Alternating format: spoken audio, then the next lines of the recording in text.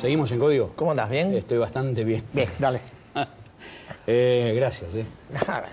Bueno, solidaridad. En un instante nada más vamos a estar con Raúl Rivara y el intendente Gustavo Pozzi hablando de la inseguridad, la policía comunal, la vida verdadera, no la vida de los discursos ni de la tele, la vida verdadera en la provincia de Buenos Aires. Y vamos a estar hablando con los doctores Gabriel Bausat y María Angélica Geli sobre la audiencia de 2 días, terminó hoy, por la ley de medios en la Corte Suprema de Justicia. Ahora estamos con Ernesto Sanz. Senador, ¿cómo le va? Un gusto tenerlo acá. ¿Qué tal? Senador. Muchas gracias por invitarme. Dijimos, usted lo habrá escuchado porque ya estaba acá, que tuvo otra vez en el Senado y otra vez en un debate con el oficialismo, usted un lugar que los cronistas del Parlamento dicen un lugar muy relevante. Con palabras muy fuertes, las tengo por acá anotadas, hipócrita y algo más les dijo, ¿no? No, pero no era eso a no, los... era a la cámara, ¿no? Sí, hipócritas y cobardes, pero tenía que ver con un video, el del presidente de Aerolíneas, que había circulado por allí, y lo que quise decir es que el lugar para ir a decir cosas y debatir de frente es el Parlamento, y cuando un funcionario va al Congreso y no dice esas cosas y luego aprovecha una tribuna donde no se pueden defender los imputados, por decir así, me parecía una actitud cobarde e hipócrita. Pero lo dije por los de afuera y no por los que estaban ahí. Alcalde y no por los... ¿Le puedo hacer una pregunta? Digamos, desde su lugar, claro, desde su lugar, frente a 2 de las máximas autoridades económicas de la Argentina. No sé si la máxima, pero 2 de las máximas. ¿A usted qué impresión le queda cuando lo escucha Lorenzino hacer la defensa que hizo y cuando lo escucha Kicillof, bueno, hacer la posta o dar consejo? ¿A usted qué impresión le queda como legislador de un partido de oposición importante? Bueno, yo también me rebelé contra eso. Las palabras duras no solamente fueron contra Recalde, sino también contra lo que yo estaba escuchando ahí. Porque los funcionarios hoy en general, y ahora me doy cuenta que también los candidatos, tienen un mismo libreto en el oficialismo. Tienen un mismo libreto. El libreto de esconder los errores del presente refugiándose en los aciertos del pasado. Recién escuché, que tiene mucho que ver con lo que dicen los funcionarios también cuando van al Congreso, que el oficialismo ha hecho muchas cosas y ahora hay que votarlo por las que faltan. En realidad, hace 15 días, 3 de cada 4 argentinos votó en contra del gobierno, no por las cosas que faltan, sino por las cosas que han hecho mal en este último tiempo.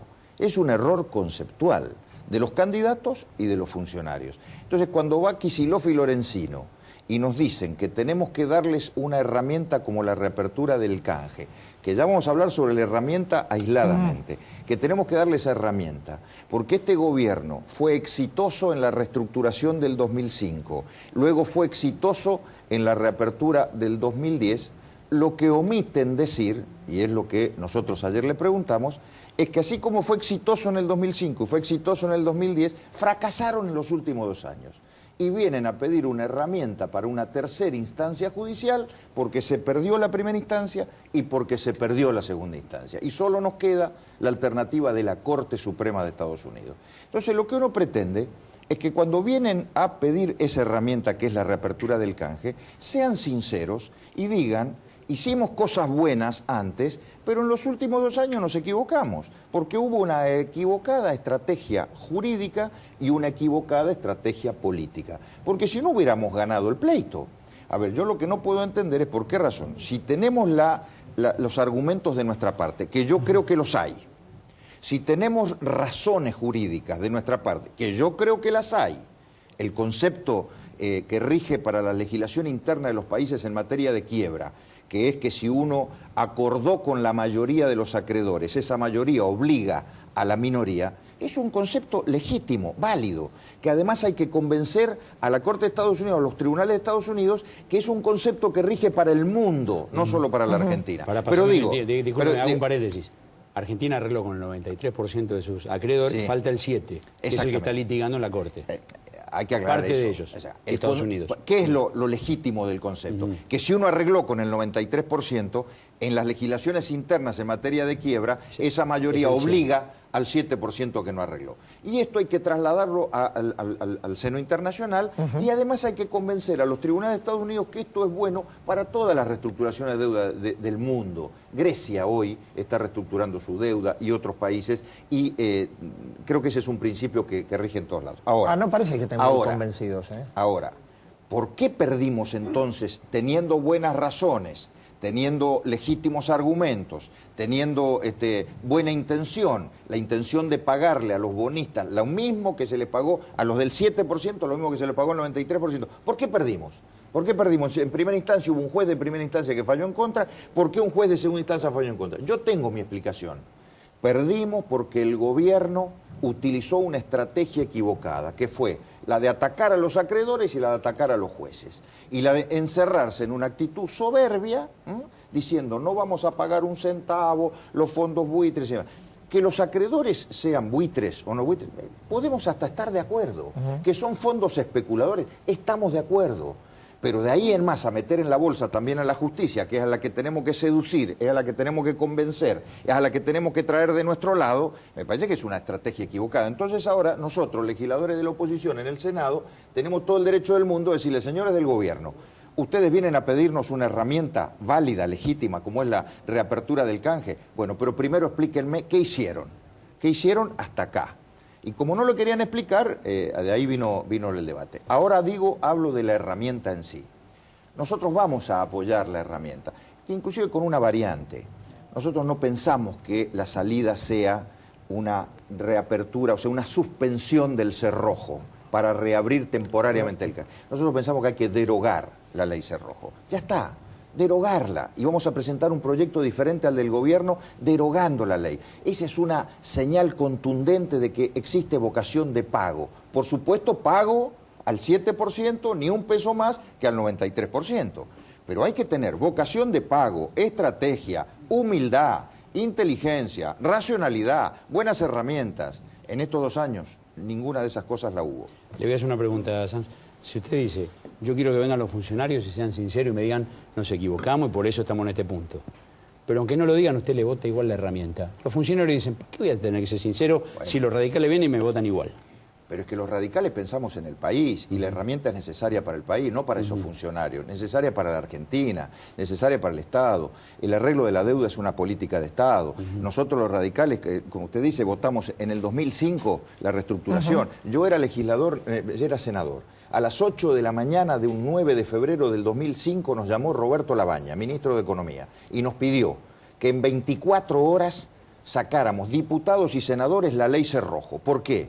Porque el mundo no le creía a la Argentina y creían que iban a mejorarse la oferta. Y hacía falta una señal del Congreso para que los acreedores supieran que ese era la última oferta. Y sacamos en 24 horas la ley. La primera ley Cerrojo. La primera. Luego en el 2010 se nos pidió una reapertura para que el 63% que había ingresado fuera más. Y se llegó al 93% y volvimos a votar. Ahora se nos pide para poder afrontar la tercera instancia en la Corte Suprema.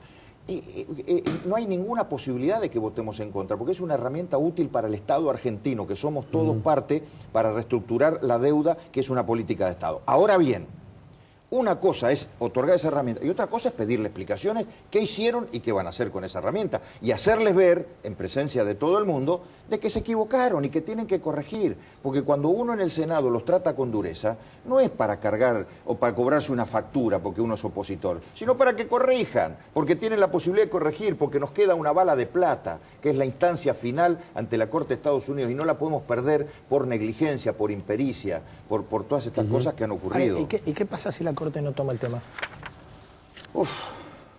Es un problema. Acá hay 2 caminos. La verdad que no hay otra cosa. O se paga o se entra en default. Y acá también le digo otra más, de los radicales, como usted dice.